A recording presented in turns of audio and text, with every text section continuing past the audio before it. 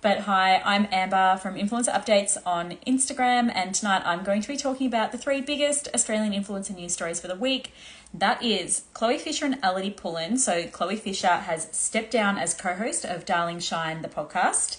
And the second story I'm going to be talking about is Bella Messina. She has had an altercation with a jewellery brand, Francesca Jewellery, and she has blasted them for their unthoughtful gift.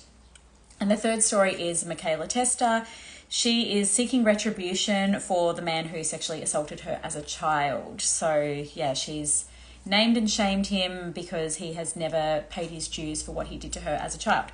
So the first story, Chloe Fisher. Chloe Fisher has stepped down as the co-host of Darling Shine podcast. So she hosts that with Elodie Pullen. And okay, so she's given a lot of reasons. What have I put here? Firstly, I'll say that the new show is going to be called El Loco. So Elodie is going to be hosting it on her own for about 6 months, and she's going to be calling the show El Loco, a Darling Shine production. So I think it's going to be a separate podcast. It might be to do with like ad revenue and things. I'm not sure, but it sounds like it's going to be a separate podcast. And then they're going to maybe ramp up the Darling Shine podcast in 6 months' time. They did say in 6 months' time they're going to be doing a live show, like where they'll be doing a tour. They've been trying to make that happen for a long time, and just with their schedules and all the work that goes into that sort of thing, they haven't been able to make it work. But they're thinking that now that Chloe's going to be behind the scenes only, she's not going to be co-hosting, rather than having to spend her time recording and also preparing for recording, because she was saying she spends a lot of time like making notes and things, and she doesn't find it casual like Elodie does. Like Elodie sort of just talks off the cuff and talks about what's been happening, whereas Chloe likes to put a lot more work and thought into it and be more like, I guess, considered with what she says, and you can definitely tell that on the podcast. But yeah, so she's going to be working behind the scenes using her organisation skills to try and get a live show happening. So she said that her reasons for stepping down as co-host are, firstly, that she is struggling with sharing baby stuff online when so many people that were on there trying to conceive journey with her are still trying to conceive. So she openly was on a trying to conceive journey, and yet she had like a big community of people that were also relating to her. And yeah, she's finding that when she was trying to conceive, she found it really hard seeing that other people were falling pregnant and having their babies, and she doesn't want to be that person for others. Secondly, she said she isn't sure how much she wants to share of her personal life, and she's feeling reserved when she comes to the recordings, and she doesn't want to be feeling that way. She doesn't want to be feeling reserved and like hiding things, not hiding things, but just, keeping things private. She just doesn't think that's what is meant to be for the podcast, I suppose, whereas Elodie is open and she shares a lot of things. I'm paraphrasing all of this, of course. There was a podcast episode about it all that was over an hour. So if you want to listen to all the details, it is on there. There were tears, there was laughter. It was a very good podcast. The third reason, of course, is that her husband, Paul Fisher, the famous DJ, who is just called Fisher. Yeah, Fisher. He is her famous DJ husband. He is touring all the time internationally, and her and their daughter, Bobby, they want to be able to tour with them. And Chloe is saying like it's too hard to get organised for the podcast when she's busy doing all of that. So yeah, that is the rundown on that. I'm going to look at the comments quickly if there are any. Elodie seems fun, but it's surely going to be chaotic. I definitely think it's going to be chaotic, but also I think with Chloe behind the scenes, she's going to hopefully keep Elodie in line a bit. And I believe they have a producer, so that producer will... Sorry, I don't believe it. They definitely do have a producer. That producer will hopefully keep them in line. They were talking on this episode about how Elodie causes a lot of work for the producer because there needs to be like a lot of edits and cuts and things, whereas Chloe, there doesn't have to be much editing for her. Like, yeah, she's very good at just speaking and not having to cut things out. I'm surprised they are continuing because they have made comments about it being a chore or annoying, but glad they are staying in a capacity. Yeah, they have infamously made comments about that before, but I think that the comments were kind of twisted. It wasn't that they were saying it's a chore. It was sort of just like they were saying that the only thing they fight about is this fucking podcast or something like that, and people took that as like, oh, you don't value the podcast. But I think that what Elodie was saying is it's crazy that we would fight over a podcast. So yeah, I think that what that person's referring to there was maybe, it was a big situation at the time, and yeah, I think it was maybe misunderstood a little bit. And also, it's okay to not like the podcast sometimes. Like, we don't go to work every day and love it every single day and appreciate it every single day. But overall, I'm sure we all appreciate our jobs. Do you think they've had a falling out behind the scenes?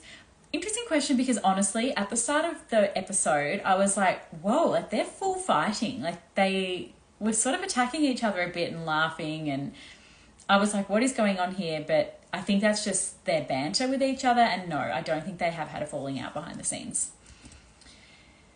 The strain in their relationship could be a contributing factor. Yeah, I just don't think it is, but I definitely could be wrong. I know that Chloe's sister lives with Elodie, so I think that, yeah, if they were fighting, it would cause a bit of issues there potentially. But yeah, I don't think they are fighting. Bobby is so cute, so happy for them. Yeah, she is really cute. Let's have a sip. Oh, they also did release Darling Shine podcast merch this week, and the t-shirt sold out in 10 minutes. So Elodie released one that said margarita. Oh, might have said a bit more than that, but it definitely said margarita. It was a big picture of margarita, hot pink t-shirt, yellow margarita. Really cute. I actually really like it. And then Chloe's says, this kitchen is for dancing. And it's a grey or white t-shirt with big, bold orange writing. So yeah, sold out in 10 minutes, which was really cool for them. Okay, second update is Bella Messina. So this has blown up this week.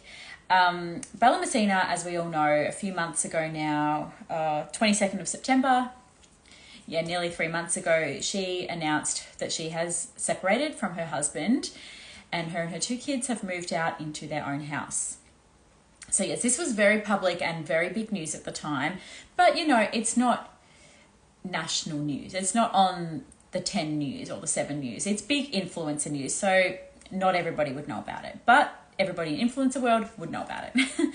So this brand, Francesca Jewellery, they make gold or silver lockets, and when you order one, you have to upload upload photos, and they print them really tiny in black and white and put them in the locket for you, and then you choose a third photo that goes inside the box. And there's there's a bit of an exchange that happened between Bella's management and Francesca Jewellery's marketing team, I suppose. And I'll go into that in a sec. But basically, Francesca Jewellery gifted Bella Messina a gold locket with pictures in it of her husband and her kids. And as I just said, she is no longer with her husband. And also the picture inside the box was a picture of her husband and her kids. And she is saying here, what has she said? I don't want this to sound bratty at all. I'm not trying to be ungrateful, because I am so thankful for every brand that connects with me and wants to work together. But to send me keepsake jewellery with a picture that inside after the last few months is really clown for me to open. Sorry, it's not grammatically perfect. Considering to find it, someone from their team had to dig through my account to find it. Oh, so she's saying that the photo, it's not like she has lots of photos of her husband because they've broken up. So they would have had to dig through her Instagram account to find this family photo. She's gone on to say, very bizarre, hurtful, and makes me wish brands took more care and didn't just churn and burn who they send stuff to. I don't expect brands to know everything about me at all, but if you are sending me product and asking me to share your business, at least do some due diligence. They make special keepsake pieces, like I would hope creating with care would be a brand value. This blew up on the internet because people were saying she sounds very ungrateful, like they've sent her a free necklace, like how dare she complain about it. She then followed up that story by recommending a different jewelry brand, and people were like, is this just an ad for the different jewelry brand and you're trying to create drama to promote the different jewelry brand? I don't actually remember what the other brand was, and I don't think anyone does, because it wasn't the point. Everybody was just eating up this, it's innocent drama, I suppose. Nobody's really getting hurt. I suppose maybe Francesca Jewellery maybe, but I think it's worked out well for them. So she then said, got on her stories, and she's like, everybody's messaging me hate messages. I'm going to get on my stories tonight and I'm going to explain this situation more. So she then went on, her kids were up late and, got to 9 o'clock at night or something, and she did explain what happened. So one of the owners of Francesca Jewellery had got on Tea Time Facebook group in the meantime, and she has explained here, Now that we've been made aware of this situation, we have, of course, apologised profusely to Bella. It was our intention to bring joy, not pain. We were actually asked by her management team to send her a locket, not the other way around. Therefore, we didn't do our usual due diligence and were not told by her management team that there were any issues to be aware of. We are deeply sorry for the pain this has caused Bella and have offered to rectify this. We, of course, would have loved a private message first as a small business. We have a team of young girls just trying to do their best in their roles, and unfortunately these mistakes can happen. So then Bella has provided receipts, which is like email screenshots. And what does it say here? So her management, Bella's management, has reached out to Francesca Jewellery and listed 5 of their talents and said, we're management for these 5 talents. We're wondering if you've got any paid opportunities that you'd be interested in engaging with our talent for. And the brand wrote back, sorry, we're not actually looking for paid opportunities at the moment, but we would be happy to gift them a piece of jewellery each. And then the management wrote back saying, oh, well, here's all of our talent. Here's like a few little requests. Bella's request was gold because she wears gold jewellery rather than silver. Others had requested specific styles, or like that they had got a piece already and they wanted something to match it. So yeah, there was a lot going on in the emails. So then Bella has also backed up her claims by saying that she was not aggressive in her earlier stories. She was just being honest of a really horrible thing that a brand had sent her that had made her sad and upset. She can't believe that instead of apologising or replying to her messages, that this is what they have decided to do, which is the public apology on Facebook. If you're really going to get really special sentimental pieces of your little ones that have so much meaning, I want you to go to the best place possible. I think it's important for the creator to share both positive and negative reviews of brands. To me, this was really distasteful and a huge oversight, and I think it's okay I shared with my audience how it made me feel. At the end of the day, my separation has been so hard and taxing on me. I don't want to receive gifts I didn't ask for, reminding me that my family has fallen to pieces when it shouldn't happen. It's poor business. I'm a single mum. I need the money, trust me, but I truly value my integrity and my word above anything else. Oh, I really hate when influencers say this. If my words mean nothing and if you guys think I just bend over for free items or a paycheck, then there is no point. I promise you will always get honesty with me. At the end of the day, I feel like I've stayed authentic to my values online always, so I will stand behind my platform and my opinions. I've worked with so many beautiful brands and I love that about my job, and I'm proud of every brand I put my name behind. If I'm not for you anymore, that's okay. And that is the end of that story. That is her word. That was 11 slides, by the way, and 2 the day before.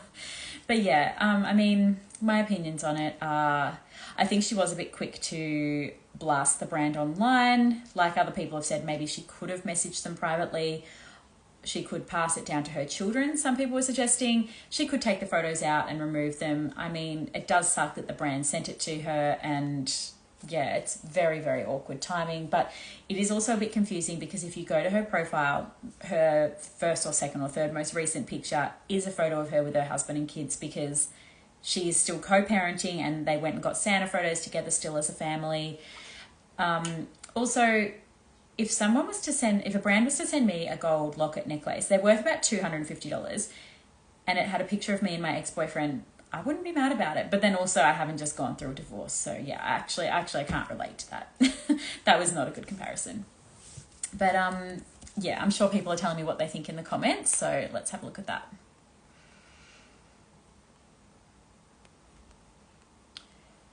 Can't see comments tonight for some reason. I'm not sure why someone's saying that.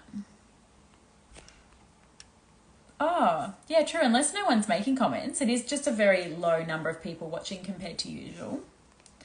This person's saying she has the right to be upset, also first world problems. That is a very good summary, actually. Yeah, of course she has a right to be upset. Everyone does. But yeah, it is the first world problem. I think most of us would really enjoy a free necklace. But I think that, yeah, influencers, they definitely become immune to the joy of receiving a gift and like the appreciation of things. Like I noticed Sky Wheatley, for example, she posted the other day she'd received like 4 PR packages in a day. She probably had received more and just didn't even show them all. And I was like, does she receive that every day? Like that actually would be kind of overwhelming. Where do you put all the stuff, firstly? And secondly, yeah, like if you're not asking for the stuff, because she didn't ask for the locket. Oh, well, she kind of did because she requested a colour. I don't know, I'm mixed about it. I'm always mixed about these things. was a bit of a carry-on, that's for sure. Someone has said. She's literally just got veneers. She made it seem like she has no money as a single mum. Weird. Yeah. I've noticed that is definitely her brand of how broke she is and being a single mum and struggling and that she needs money. And yes, she did just get veneers, and she has made it very, very, very clear that she got it on a payment plan, because I guess that is like her trying to maintain her relatability. She's saying it wasn't gifted, it wasn't discounted. She got it on a payment plan. It's something she's always wanted. I think historically she has always said that she's bad with finances, and that maybe her husband and her had like tried to, you know, improve their finances kind of thing. So I think that kind of makes sense, that as soon as she breaks up with him, she's like, well, I'm going to go spend heaps of money. I'm sure we've all been guilty of that before. But yeah, I don't know. Saying that you've got no money can mean you don't have money for certain things. But if you want something, well, then you've got money for that. Don't know the influencer, but sounds like an honest mistake on the brand's behalf. Accidents happen. They obviously weren't trying to hurt her or be malicious. She has taken it to heart, in my opinion. Well, yeah, that's true. I don't think they were trying to be malicious. Yeah, awkward and all, but mistakes happen, and she totally took it for a ride for attention. She didn't need to bash the brand and then promote 2 other jewellery brands in the next story. They influencers sadly become too jaded, especially some mummy influencers. Are their kids spoilt? I don't know. They probably resell it. Yeah, possibly. I don't think Bella would be reselling this necessarily. I'm not saying that, but in general, they definitely sell things on Depop. If it were, like, that's clothes though. If it were me, I would have just taken the photos out. Oh my God, it's free. Guys, veneers can be porcelain, like $3,000 in Turkey. Well, she didn't go to Turkey. She did show where she got them done, so I don't imagine they were only $3,000. Cute PJs, where are they from? Interesting you say that, because I mentioned at the start of this live that I hate these pajamas. They are from Kmart. They were $20 and they are terrible, terrible quality. I do not recommend.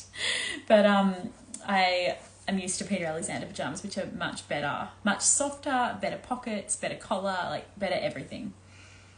Love Francesca jewellery, this person's written. Well, yeah, I've been on the website since. My sister actually has a Francesca jewellery locket. That's why I know a fair bit about like the photos that go inside them. All right, so the third story is Mik Testa. So Mik Testa, a week ago, she put on her Facebook and then shared it to her Instagram stories. Hi everyone, just wanting to let everyone know to be looking out for a post of mine in the next few days. After years of sexual abuse from a family member that has left me permanently scarred and traumatized, I'll be forced to speak out as it is the only way I can heal and put it to rest. Knowing my family failed me by covering this up and concealing this when I was a child, which led this horrible human to evade consequences, has left me no choice but to bring myself justice via my own social media platforms. I will be posting this so the other victims may see my story and find a sense of peace within it, and also warn other women that may also come into contact with him. And everybody blew up at this. Everyone's like, who is this about? What's this going to be? This sounds horrible. And yeah, it was horrible. So Mik has gone on to do a big TikTok story about it and detailed everything. It was over 4 minutes. It really is a horrible story. So if you don't want to listen, feel free to turn off now. This is the last story for the night. But okay, so I've done a little summary here. I've written it in my notes app. So when Mik was 10 years old, she told her mum that her stepbrother and much older cousin had been sexually assaulting her for years. Her mum reported her stepbrother to the police because she hated her stepbrother's mum. But she didn't report the cousin, Joshua Alexander Jack. These are just allegations, by the way, at this point. Mik has found out now, 14 years later, because Mik is 24 now, that Joshua was never reported. She was forced as a 10-year-old to be around him at family events, and she was only 10, so she wasn't able to report him herself. She had to go to court and watch everything play out for her stepbrother. But then with her cousin, 7 years ago, she went to a family Christmas. This was the last time she went to a family Christmas, and she went crazy at him. Her family told her to forget about it and get over it, and they said this despite the fact that they tell her that they believe her that it happened, and yet they still continue to hang out with him. He now has a child, and Mik thinks that the mother of the child doesn't know about his history.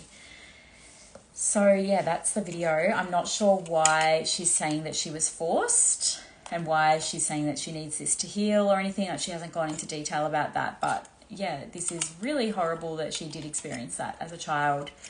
And yeah, I don't know. I just don't know. I don't know what else to say. Like, it's horrible. I hope that she is getting help with this, because it sounds like a horrible thing that she has to live with. And she was saying she gets like so anxious about thinking about it that she vomits. Like, yeah, it sounds really traumatizing for her. Michaela is so broken. It's sad. She seems so full of love. Yeah, I agree. She does seem full of love. And it's really nice she's engaged now. So that's some good news. And she was saying in that video as well that it's really sad that her future kids are never going to have a grandma, and that she's going to have no family at her future wedding because she doesn't speak to any of her family anymore. So yeah, it's really sad for her. How did your application go for the Mamma Mia podcast opportunity? I haven't heard anything, so I think I would say not great, but we'll see. There's still time. I imagine they got a lot of applications. Joshua Hack, not Jack. Yeah. Oh, sorry. Did I say Jack? I've written here Joshua Alexander. Oh yeah, I have written Jack. Joshua Alexander Hack, she said in the video. But yeah, I guess that's everything for tonight. So thanks all for joining, and I will upload this to YouTube and Spotify. If I didn't answer your question, please send me a DM. I always say that. Even if you didn't write it on here, send me a DM if you've got questions, because I love talking about influencers. And I will see you all next week. Thank you. Bye.